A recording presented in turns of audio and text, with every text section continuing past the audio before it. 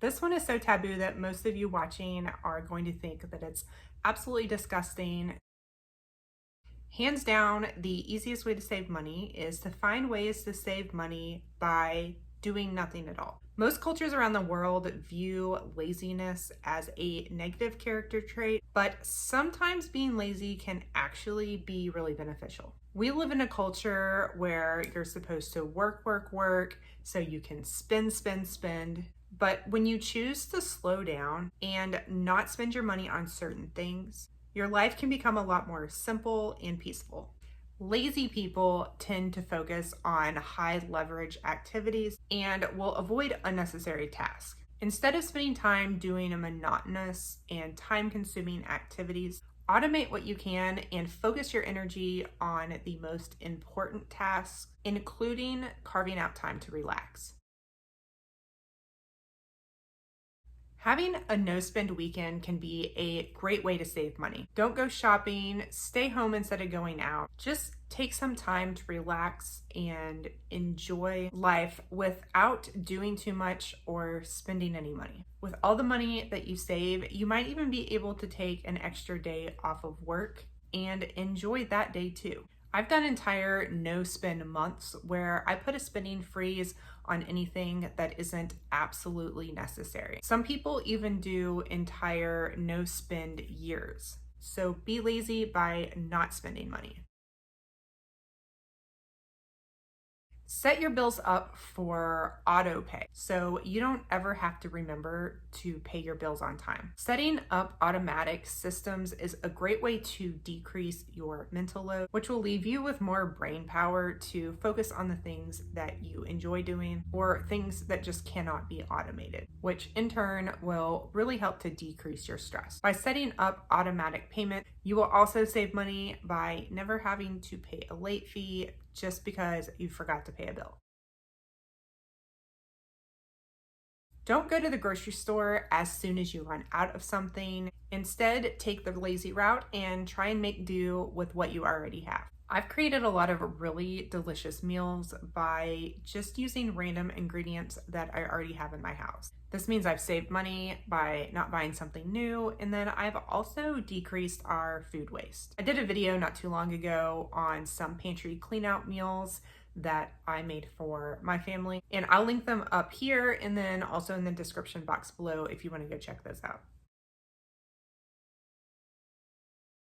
Don't replace light bulbs right away. Some houses have more lights than others, but oftentimes the amount of lighting in a house is overkill. In some rooms it's necessary, particularly rooms that don't have any natural light. But if a room has a lot of windows, consider if you really need all of the artificial lights that you have in that room. Lighting accounts for about 20% of a person's electric bill. So by not using lights, you can save up to 20% on your utilities. Instead of using artificial light, try and live more by the natural light of the sun. If you're trying to avoid turning on lights, then this may mean that you need to go to bed earlier to avoid leaving those lights on extra late at night. But most people need more sleep anyway, so this might be a double benefit. Our bodies are actually wired to start producing more melatonin as the sun slowly sets and the lights slowly get dim.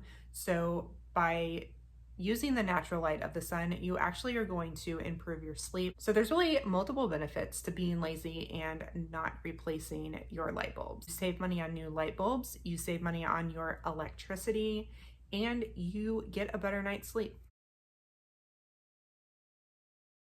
Only keep your very favorite outfits and wear those over and over again. This will not only save money on the amount of clothes that you are buying, but it also saves you time by having fewer choices and making your decision on what to wear a little bit easier. The average woman will spend $125,000 on clothing during her lifetime. Personally, I'm going to be way under that. Not only do I not have a whole lot of clothes to choose from, but when I do buy clothes, I also buy them at thrift stores or clearance. I very rarely ever pay for anything full price.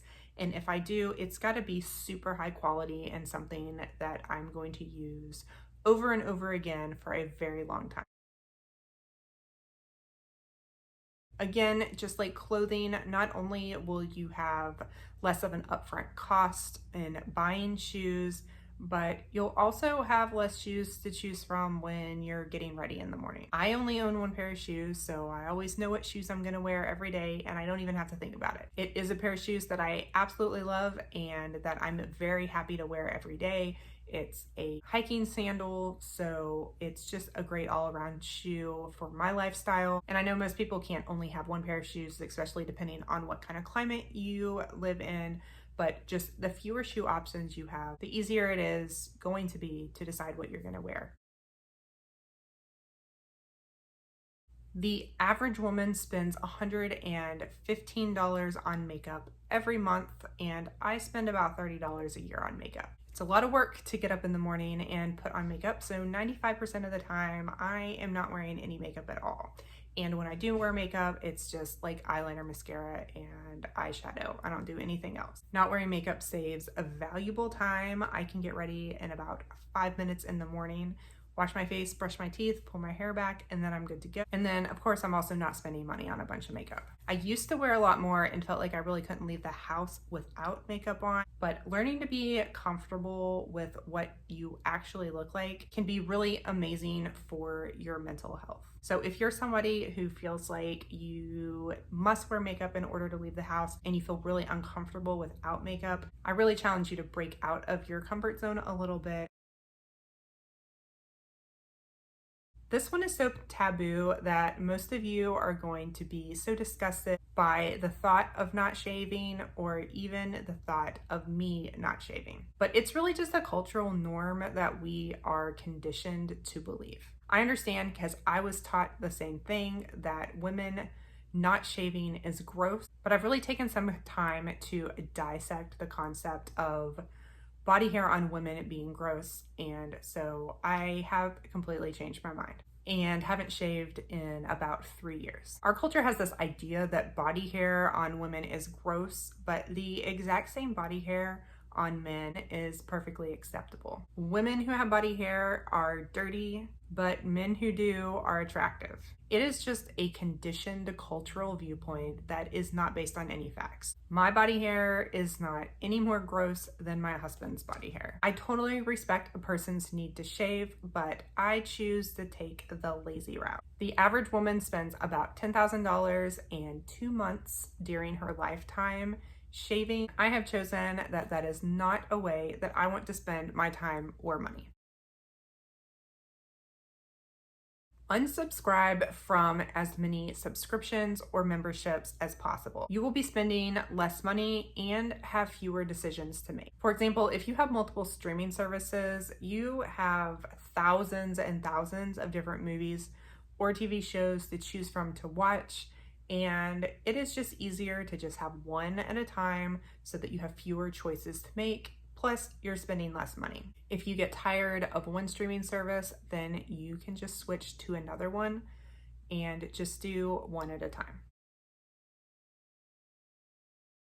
You don't have to say no to going out and spending money all of the time, but doing so occasionally, especially if it's something that you're on the fence whether you want to do or not, can be really beneficial. A lot of times we feel obligated to say yes because we are taught to be people pleasers and we really don't want to hurt anybody's feelings. But saying no means that you value your time and recognize your needs, including the need to relax.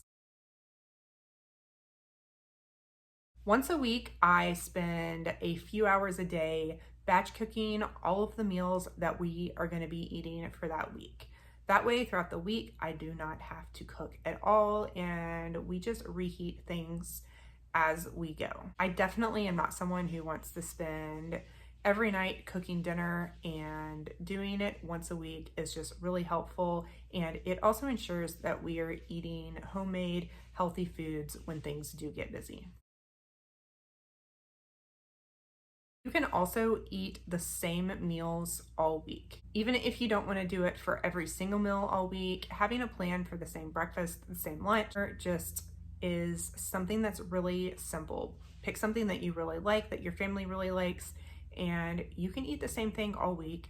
Batch prep it at the beginning of the week heat it up as you go. You will have delicious, nutritious meals all week with very little planning or prep.